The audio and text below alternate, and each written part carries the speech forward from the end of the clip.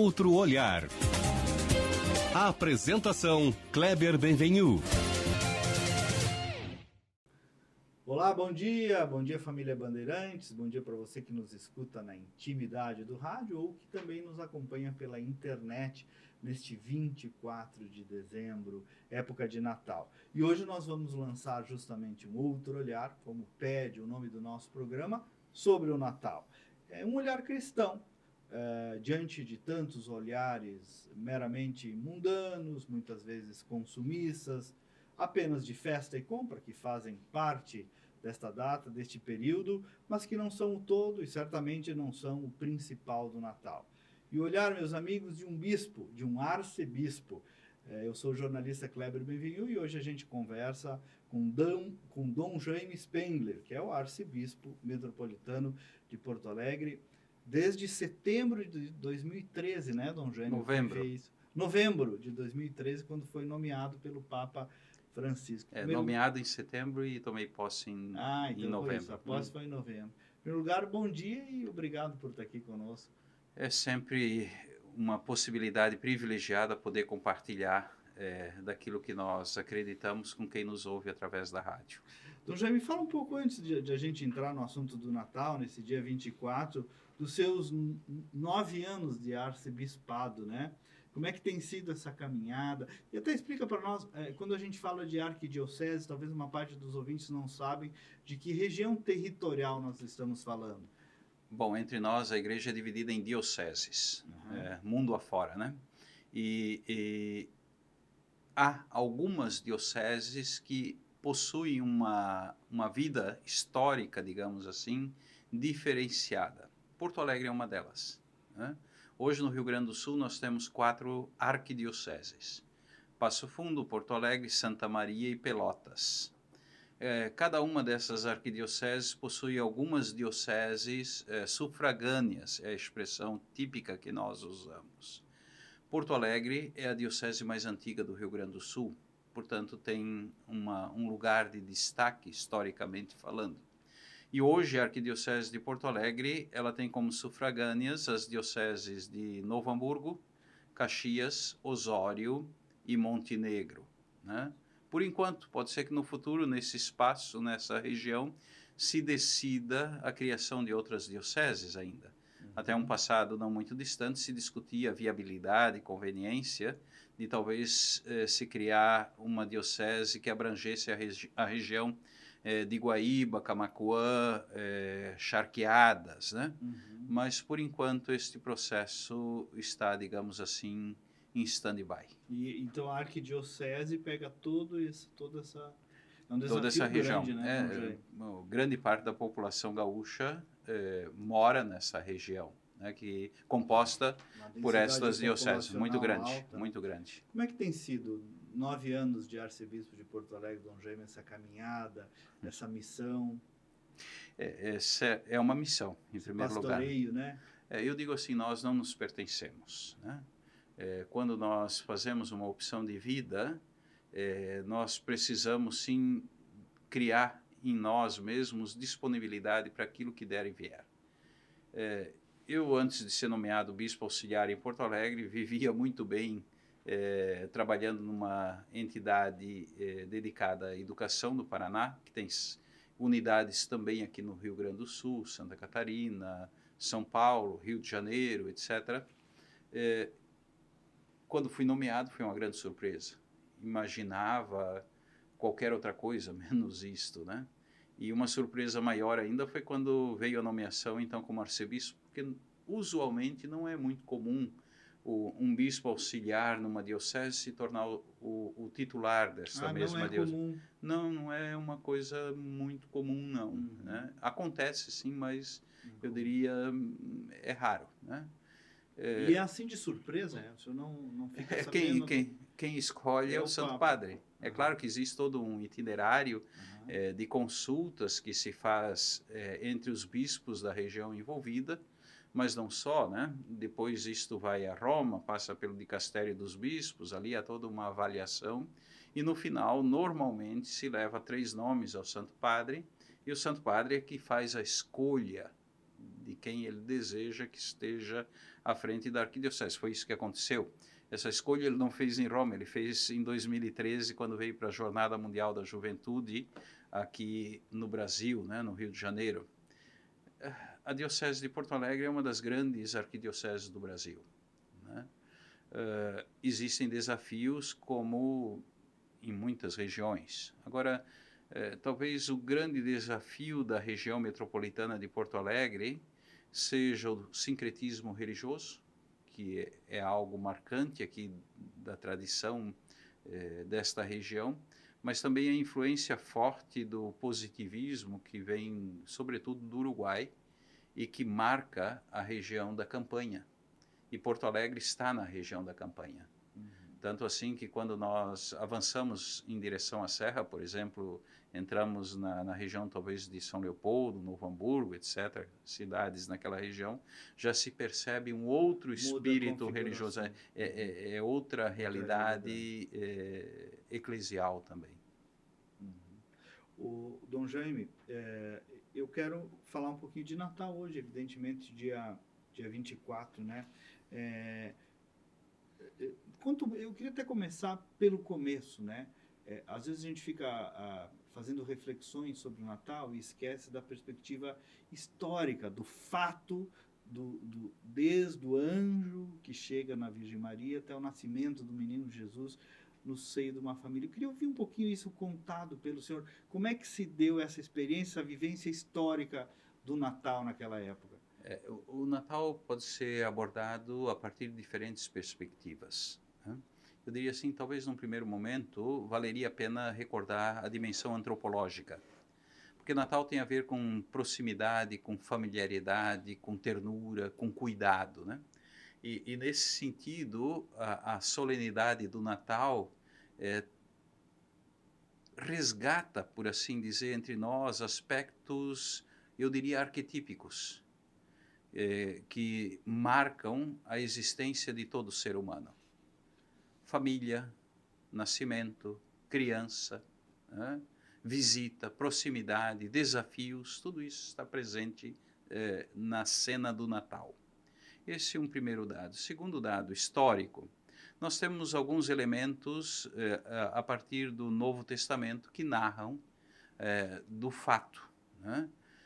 São dados que, marcados pela tradição do judeu-cristianismo, nascente na época, e que marcam certamente a vida do Ocidente, né? A partir de um elemento na Idade Média, sobretudo, com Francisco de Assis, é que começa a se desenvolver no seio da comunidade de fé a prática de recordar o evento da encarnação. Francisco de Assis era um homem, sobretudo, prático, eu diria assim. E ele queria criar elementos que pudessem, através do olhar, da percepção, compreender melhor o que aconteceu. Então ele chama alguns amigos dos arredores de Assis e pedem para que eles montem uma representação do que teria sido o evento a partir dos elementos dos evangelhos de Mateus e Lucas, né? E foi isso que um amigo, então, de Assis tentou fazer nos arredores de Greccio, na Itália, no Vale da Úmbria. E a partir daquele fato, naqueles anos, começou a se divulgar, sobretudo por obra dos franciscanos, a prática de representar o Natal através da cena do presépio, né? E isso se espalhou mundo afora. E certamente a representação do presépio encontra, eu diria assim, no seio de nossas famílias, resgata aquilo que eu dizia antes, elementos arquetípicos. Porque ver a cena, um pai, uma mãe, uma criança, os animais, a realidade que eles viveram, de alguma forma todos nós nos sentimos refletidos também na cena. Um outro aspecto que merece ser ressaltado é a dimensão da fé, propriamente dita, né? Uma coisa é a tradição religiosa. tradições religiosas ou práticas religiosas, todos nós temos, independente de credo. Agora, a experiência da fé diz de algo distinto, aponta para algo característico, né? O fato de poder, de alguma forma, intuir, perceber o que significa Deus que vem ao encontro do ser humano, que assume a realidade humana, que se faz carne da nossa carne. De encarnar, né? Isto é algo que só pode ser devidamente, eu diria, intuído, não se trata nem de compreensão propriamente dita, eu diria intuído, por quem se dispõe a fazer o caminho da fé. Né? E o caminho da fé pressupõe sempre dois elementos que nós também nunca podemos esquecer. É busca humana, eu diria racional também, mas é também graça. Né? A graça e a razão, ou a fé e a razão caminham lado a lado. E o Natal é para nós, sim, esse evento marcado pela racionalidade que deseja ver, deseja tocar, mas também expressão de um olhar que vem ao nosso encontro e que eu me deixo atingir. E a partir deste deixar-se atingir, é como que se o coração, a mente se abre para a dimensão do mistério. O senhor está falando de uma abertura mesmo, né? Sim. Fé requer uma abertura, né? E não paredes, porque aí não esses dias eu estou lendo um livrinho muito interessante de um pensador alemão, na verdade coreano, mas radicado na Alemanha, onde ele diz assim que o mistério ele só pode ser compreendido a partir do silêncio que não é simplesmente ficar de boca fechada, né? Um silêncio contemplativo. E é interessante que a cena do presépio, de alguma forma, nos convida ao silêncio, à contemplação. Né? E é a partir dessa atitude assim contemplativa, silenciosa, que podemos nos dar conta do que significa Natal. Agora, Dom Jaime, me conta um pouco daquele contexto histórico da época do nascimento do menino Jesus, de Maria, de José, aquela família pobre. Qual foi aquelas circunstâncias ali em que de algum modo se deu encarnação no seio de uma família? Se olharmos com atenção o que é descrito pelos textos bíblicos, nós encontramos ali, primeiro, uma mulher incompreendida. Segundo, um pai que entra na história, digamos, pela porta dos fundos. Contrariado. Segundo, um outro elemento, encontramos sem teto. Morando na rua, por assim dizer. Não são acolhidos em lugar nenhum. Né? Depois, se veem obrigados a migrar. São migrantes também. A fuga que logo em seguida acontece para o Egito a causa da tirania de um Herodes, um governo cruel, um regime político cruel. Então, a cena histórica, aquilo que nós temos como dados históricos ou elementos bíblicos em torno da cena do Natal, é marcado por contradições imensas. Hoje, talvez, quando nós representamos o presépio, a gente vê tudo muito bonito, etc., etc., mas quando começamos a analisar cada um dos personagens envolvidos, a forma como se desenvolvem os fatos, nós vemos contradições imensas. Maria, que se vê rejeitada, José, que se vê, de alguma forma, digamos, num contexto difícil, né? A não acolhida, eles não encontram lugar. A criança depositada num espaço, digamos assim, indigno. Né? Em seguida, a necessidade de fugir, porque surgiu uma indicação de que alguém estava se fazendo presente na história e que poderia ameaçar de alguma forma o poder do cruel Herodes. É tudo contradição, digamos assim, em relação àquilo que usualmente se vê ou se acredita de uma forma talvez ingênua. E o papel da mãe, eu queria ainda descer um pouquinho mais, o papel de Maria, do sim de Maria nessa história, e do anjo da anunciação. Como é que se deu isso? Quando nós falamos de Maria, eu gosto sempre de recordar alguns elementos que eu creio dizem da identidade desta mulher, né? Maria, pelos elementos que nós temos dos textos bíblicos, era uma mulher que estava profundamente sintonizada com a expectativa do seu povo. Era uma mulher profundamente inserida na cultura do seu povo. Uma mulher que vivia da fé do seu povo. Ela tinha isto muito presente. Segundo dado, é uma mulher de oração. E nós temos elementos no Novo Testamento que falam dessa dimensão de oração, né? O Magnificat, os especialistas dizem que é um dos textos mais belos, talvez, da tradição cristã. Depois nós encontramos essa mulher rezando depois da morte do filho, na cena de Pentecostes, e ali nós podemos imaginar aqueles 11 homens, diria assim, barbudos, né?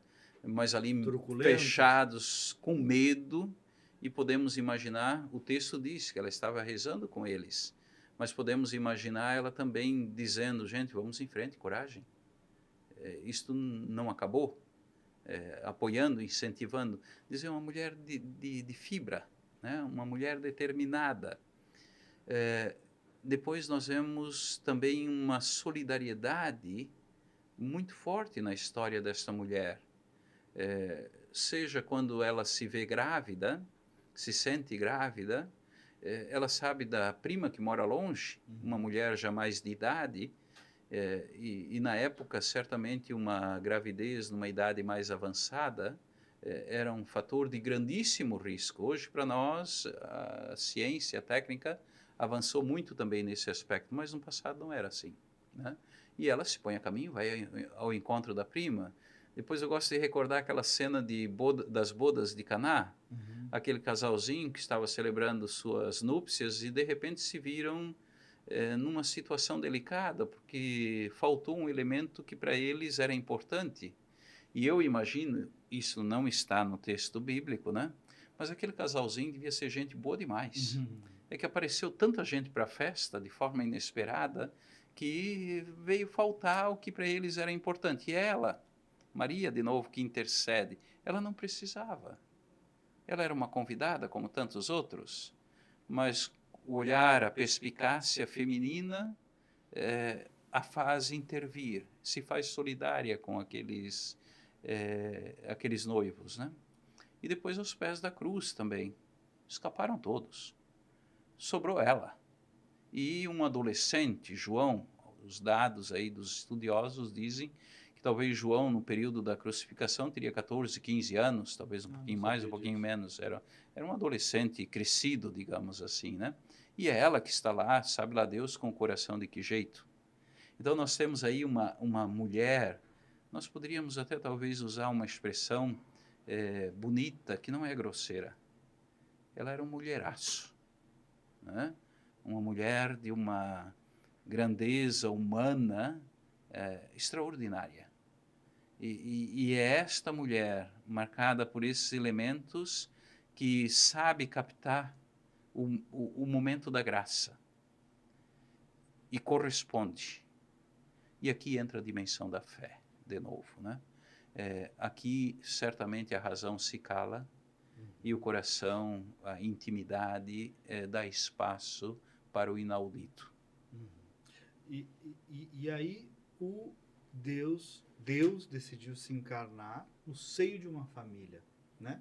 Podia ter vindo de 1000 modos, mas veio ali no seio de uma família. Isso certamente tem um significado grande, o senhor já falou de algum modo sobre isso, que está presente, né, nesses arquetipos do Natal, né? Se faz tão humano, é tão humano, e a família talvez é a estrutura básica de qualquer sociedade. em todos os tempos, né?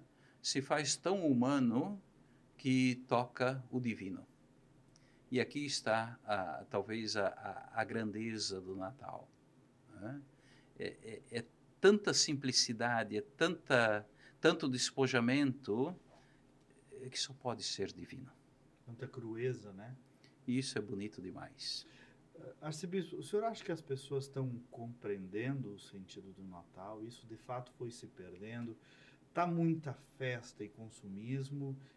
Como é que é esse equilíbrio entre a dimensão, digamos, mundana e essa dimensão espiritual que se transformou, que tem essa festa? Certamente, aquilo que eu dizia antes, o Natal resgata aspectos do convívio social que para nós são muito importantes. A proximidade, a familiaridade, a amizade, a solidariedade, a proximidade entre as pessoas. O Natal favorece isto. E clama, de certa forma, por este modo de ser. E é claro que, eu diria assim, o comércio sabe como explorar essas necessidades humanas. Isso é humano. Uhum. E eu creio que nós precisamos fazer uma leitura mais positiva destes elementos. Modular. Modular. Às vezes se critica demais esses aspectos, mas todos nós precisamos de proximidade, de familiaridade. Faz parte de amizades. E o tempo de festejar também, né? E o tempo do Natal nos solicita para isto, nos proporciona isso. Então, nesse sentido, eu veria também isto como muito positivo. Agora, é óbvio que nós não podemos perder a dimensão da fé, né? Porque a fé, ela nos dá elementos, sustentação, para nos aprofundar, eu diria assim, para tornar a familiaridade, a amizade, a proximidade entre as pessoas ainda mais vigorosa. Não só uma questão talvez marcada por um certo esteticismo e por uma atitude ética, mas por uma experiência de fé. Isso é muito bonito. É interessante, tem um pensador do final do século XIX que tratou disso de uma forma muito interessante, Kierkegaard. Ele diz que a existência humana ela é marcada por estágios, né? O primeiro estágio é o estético. Então, a exterioridade, como aparece no cotidiano de nossas vidas. Mas existe um outro patamar do convívio humano que é orientado pela ética. A ética, por assim dizer, abrange o estético e eleva em dignidade. Vamos usar esse termo. Mas ele usa também um terceiro, ele denomina um terceiro patamar, que é o da fé, que retoma o ético, por assim dizer, o estético, e dá um patamar ainda mais elevado. E ele diz assim, olha, usualmente as pessoas vivem no estético. Muitos alcançam o estágio ético. Agora, o estágio da fé é para poucos, talvez. Porque não é fruto simplesmente de uma decisão humana, de um querer humano. É interessante, na história nós encontramos pessoas que dizem isso, eu gostaria de crer. Eu quereria crer, mas eu não consigo. Por quê? Porque não é só questão de decisão. De graça. É graça também. Interessante. Dom Jaime, muitos encaram essa fase também como uma fase de renovação. A fase do Natal, a fase também do final do ano. Qual é o sentido bíblico, cristão, dessa perspectiva de renovação? Eu gosto de repetir uma expressão. Nós precisamos sempre de novo retomar aquilo que para nós é essencial. Sempre de novo, não como mera repetição, mas sempre de novo e de forma nova, com ânimo novo, com um vigor diferenciado. E eu creio... Novo ardor, né? Um novo ardor, é uma expressão que se usa. Paulo usou uma vez, eu acho. E nesse sentido, também antropologicamente falando, o ser humano só cresce quando é desafiado. e se deixa desafiar. Sem desafios, sem assumir o desafio, nós não crescemos. Isso nós vemos no esporte, na música, na arte, por exemplo, né? É próprio. As academias hoje, por exemplo, de ginástica, né?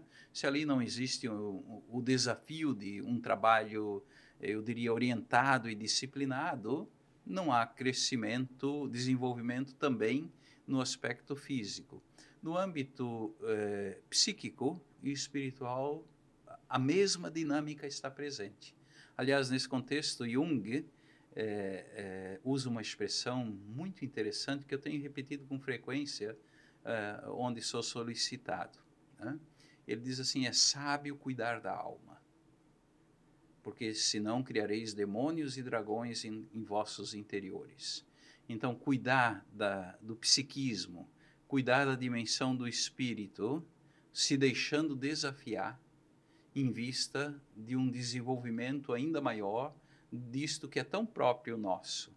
E se não cuidarmos dessas dimensões, eu diria humanas, nós podemos criar demônios e dragões em nossos interiores. E é o que a gente percebe em distintos setores, às vezes, da sociedade, né?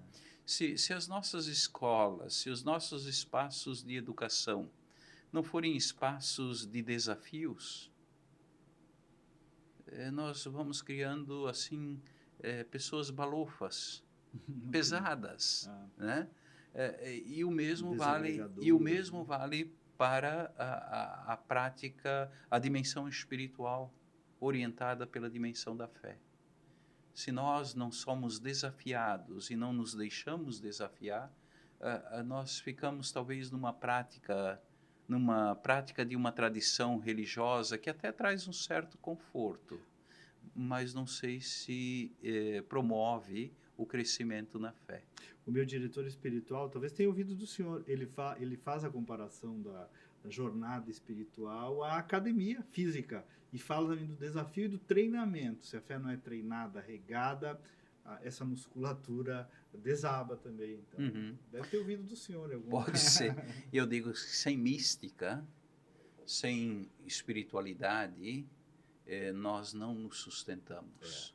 Não dá para segurar. Então, talvez quando hoje nós vemos tantas situações delicadas na sociedade, burnout para alguns, né? É depressão. Será que nós não estamos nos descuidando de algo que é fundamental do humano, para o qual nós não estamos nos dando conta? E nem reservamos tempo, né? Tempo nós não temos. Nós nunca teremos tempo. Porque o tempo não nos pertence. Somos nós que pertencemos ao tempo. Tempo nós não temos. É o tempo que nos tem. E compreender isto talvez seja um desafio para nós, marcados pelo espírito da modernidade. Dom Jaime, eu queria pedir hoje para a gente encerrar o nosso programa especial de Natal com uma bênção de um minutinho aí, ouvir sua palavra para quem nos escuta e nos vê. Deus assume a condição humana. E na carta aos Hebreus tem uma expressão muito bonita e muito direta que nos diz o que isso significa. Ele não veio se ocupar de anjos. Ele veio se ocupar com a descendência de Abraão. Isto é, com pessoas marcadas por virtudes, mas também por fragilidades, né? E o Natal expressa para nós esse jeito do divino se assumir a condição humana, para que nós pudéssemos participar também da vida divina. Por isso eu desejo que estes dias, esse tempo de Natal, possa ser para todos nós, em primeiro lugar, um tempo de reconciliação. Nós, no Brasil, precisamos urgentemente promover um processo de reconciliação. A polarização, as divisões, os radicalismos, os fundamentalismos não promovem a vida. E o Natal é para nós recordação de vida. E a vida ela acontece na proximidade entre as pessoas, na familiaridade, na amizade, no encontro corpo a corpo. Deus venha ao nosso encontro no corpo a corpo. Que celebrando o Natal nós possamos crescer em humanidade. E crescendo em humanidade possamos compreender sempre mais o que significa ser amados. Deus nos amou. A palavra se fez carne. Ela habita entre nós. Ela quer caminhar conosco. Ela nos quer caminhando com ela. Que o Natal possa ser para nós celebração deste evento e ao mesmo tempo para nós disposição para ir ao encontro do Deus menino. No rosto de uma criança se manifesta a ternura, o cuidado, a atenção, vida. Que nós possamos resgatar as dimensões do cuidado, da ternura, do convívio entre nós. Que Deus nos ajude e que o menino Deus a todos continue iluminando. E eu diria mais, deixemos-nos olhar pelo menino. Amém. Feliz Natal. Para nós todos. Muito obrigado, não há mais tempo para nada. Obrigado pela sua audiência. Feliz Natal. Nós voltamos no próximo sábado com mais uma edição. Bom dia, bom final de semana.